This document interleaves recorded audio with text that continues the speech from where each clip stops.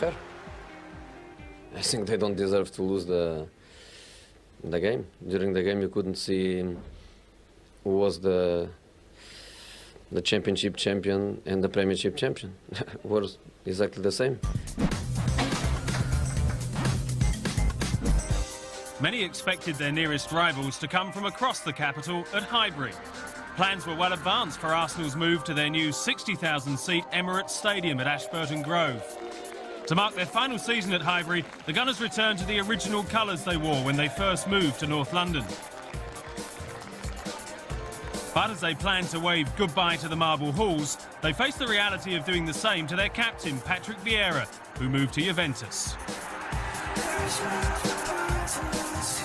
In the fight for the Premier League trophy, his departure would be telling. Just a week into the season, the top two teams in the country met at Stamford Bridge. Drogba! He scored! The result set the tone for the season. Arsenal's focus would switch to the Champions League as the campaign progressed. Chelsea's main rival for the title would come from the north.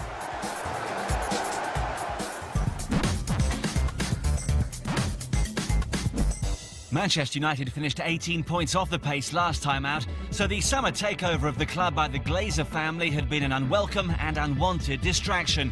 United, they certainly were not. American tycoon Malcolm Glazer had paid nearly £800 million for the crown jewels of English football, and the United fans made their feelings known over the summer as distasteful scenes surrounded Old Trafford. Would arguably the biggest club in the world struggle under the constraints of foreign ownership?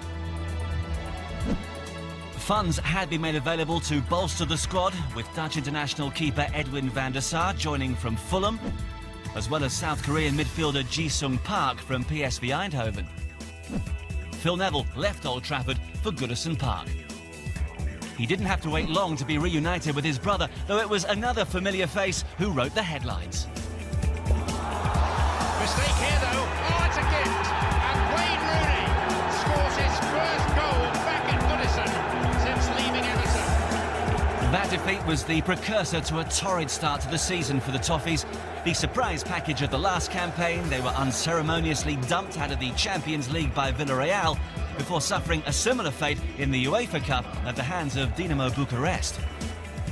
Domestic form was equally woeful for David Moyes' side, who ended the month with a mere 3 points and a solitary goal to their name. A season that had begun so brightly was rapidly falling apart as one of the brightest managerial prospects in the country suddenly found himself under pressure.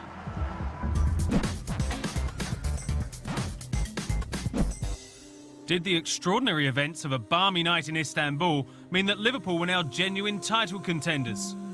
3-0 down at half-time, the Reds pulled off the most remarkable comeback in Champions League history. It was the perfect game, no? Because people say that it's the most exciting game in all the history. Maybe it's true.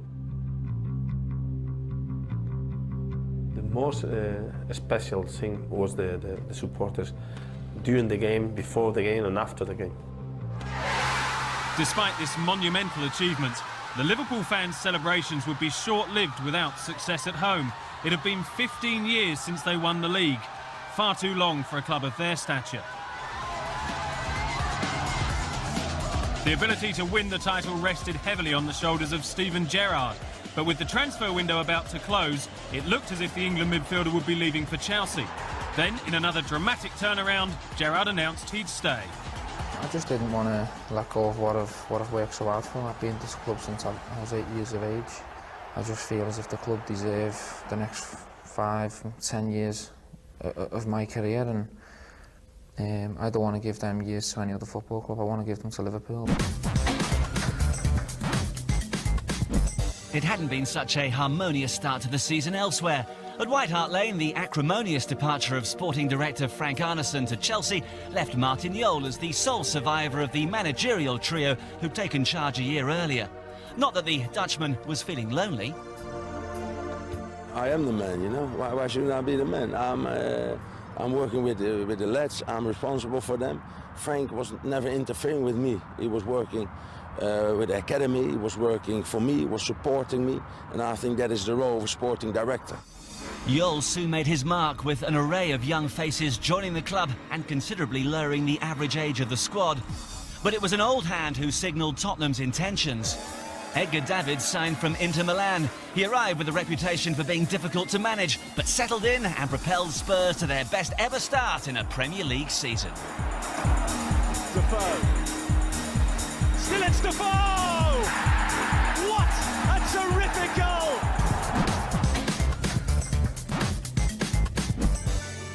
Like Spurs, Manchester City have promoted their manager from within following the departure of Kevin Keegan. And Stuart Pearce was rapidly building as fearsome a reputation as a manager as he had as a player. City, under Pearce's guidance, narrowly missed out on Europe last time round. Under his enthusiastic leadership, they were viewed as one of the Premier League's dark horses.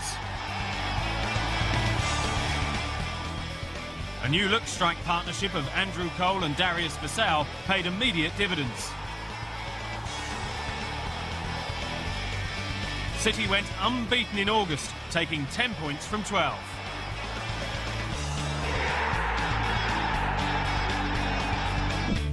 So this is how the table stood at the end of the month. A 100% record for the champions, Manchester City and Charlton, both off to a flyer.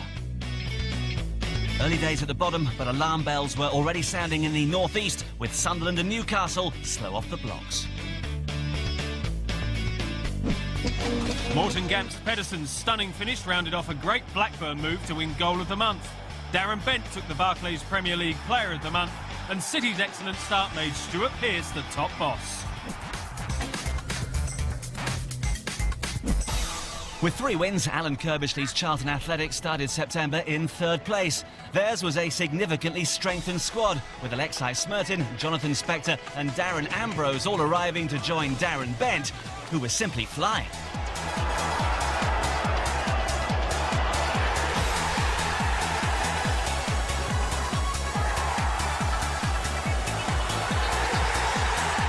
And where Bent led, an inspired Danny Murphy followed to leave Alan Kirbishley in an optimistic mood.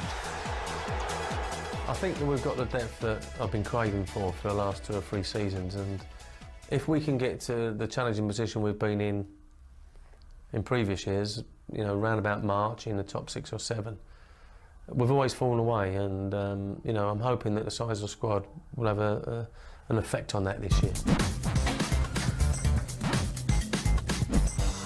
The North East have begun the season with high expectations. Sunderland joined Middlesbrough and Newcastle in the Premier League for the first time in 2 seasons. Graham Souness began his first full year in charge with a trimmed squad. Out went troublesome Craig Bellamy and Laurent Robert, as well as Aaron Hughes, Andy O'Brien and Darren Ambrose.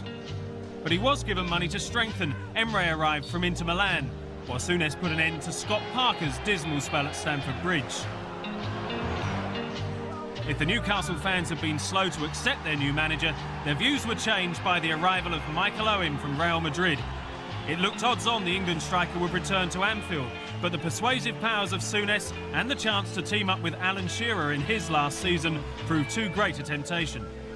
This is a new chapter now, and I'm really looking forward to it. I've been outside, looked around and seen the reception that I've got, and I just wish there was a game tomorrow now. It wasn't long before the goals started to flow. Michael Owen finds the net in the black and white for the first time.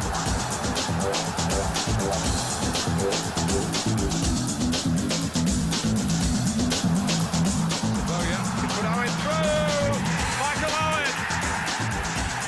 It's his first goal here for Newcastle.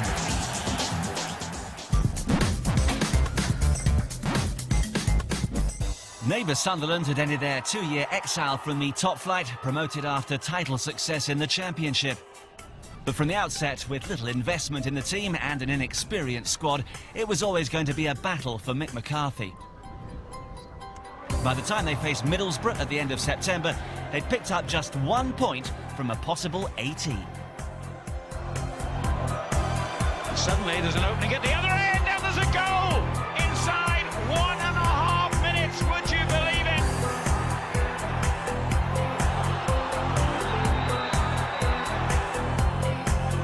Martha lifts it over the wall and in!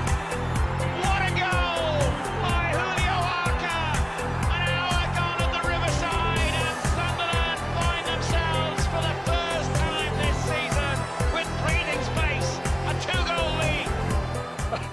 Years. Feels like I waited years. No, I haven't. I've waited. Is it 7 games we've had now? That's what I've waited, and it's very, very pleasing. It's a nice feeling. Joining Sunderland in the top flight were West Ham. Since taking charge in October 2003, Alan Pardew had struggled to win over the passionate Upton Park fans. 11 points from the first 6 games helped that. For striker Marlon Harewood, September also proved to be a turning point. Against Aston Villa, he got his first goal since promotion. The striker, who'd scored 17 times in the Championship, giving a clear message to those who doubted his ability to succeed at the highest level. My goodness, it's all going right for West Ham United, and it's going magnificently for Marlon Harewood.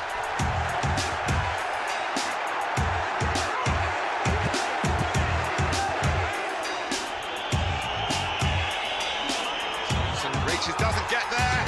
There it is for Marlon Harewood. 3 for West Ham, 3 for him.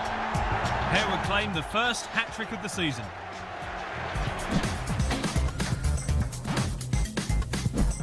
To the opposite end of the country, where Blackburn Rovers had made an indifferent start to the season. 1 win and 3 defeats in the first 6 games was nothing to write home about. A return to Old Trafford proved inspirational for Mark Hughes and added to United's difficulties, even if the manager was trying to send out positive vibes.